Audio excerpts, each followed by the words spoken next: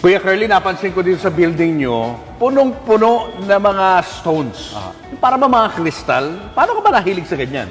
Nag-start ang paghilig namin sa ganyang klase ng bagay. Simula po nung before po kasi, nag-start kami sa pungsoy-pungsoy kasi may kaibigan kaming isang Pilipino na may kaibigan Chinese na naniniwala siya sa pungsoy.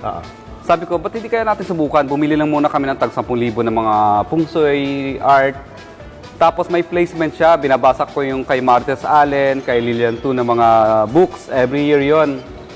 May placement siya kung saan dapat iligay. So sinubukan ko, sabi ko, ba't ganun? Parang anggang na dating. Minsan walang-wala na kami pera, nakasingil kami. Minsan parang kulang ka na ng ganito, biglang may dumating. Tapos sabi ko, parang anggang, parang namamagnet niya. So sinubukan ko hanggang nung sumunod na taon, 20, nag-aaway na kami mag-asawa dahil ba't daw ako gumastos ng pangpungsoy items na umabot ng 20,000. Pero ang ganda ng result. So, ang nangyari, nung sumunod na taon, umabot na kami ng 100,000 sa pagbili ng iba't ibang mga klase ng pungsoy items para ilagay dito sa north, south, west, east. Iba't ibang klase ng placement yon. Taon-taon, pinapalitan kasi yon.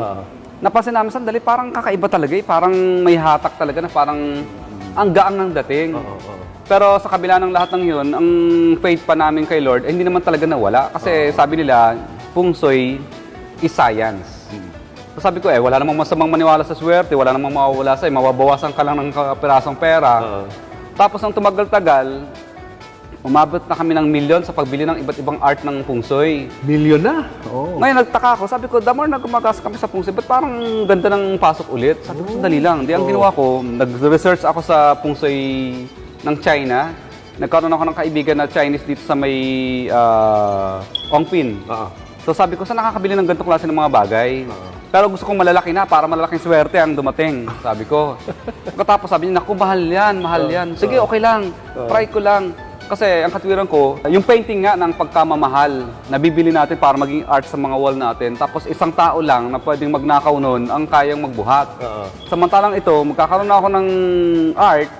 Tapos pag may gustong kumuha ng bagay na yan, nako, mamamatay muna siya pag nadaganan siya niyan. Sobrang bigat. So ang bigat yan, hindi yan makukuha, mananakaw ka agad. At pangalawa, may swerte ng ang display, dahil pungsoy nga yan, plus may art ka pa na dekorasyon sa office Katulad mo. dito, ito nasa likod. Katulad po Ang ito. laki.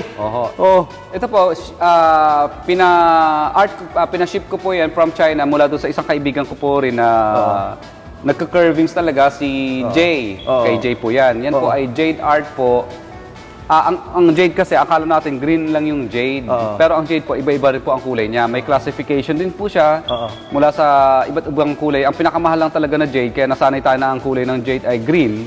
Kasi yun ang pinakamahal na jade, pag kulay green. Pero yung mga ganito klaseng parang yellowish lang, medyo cheap kind of jade lang yan. Pero isang buo yan, nakinarve. Yes, bali hinati-hati sa ano yan, sa 5.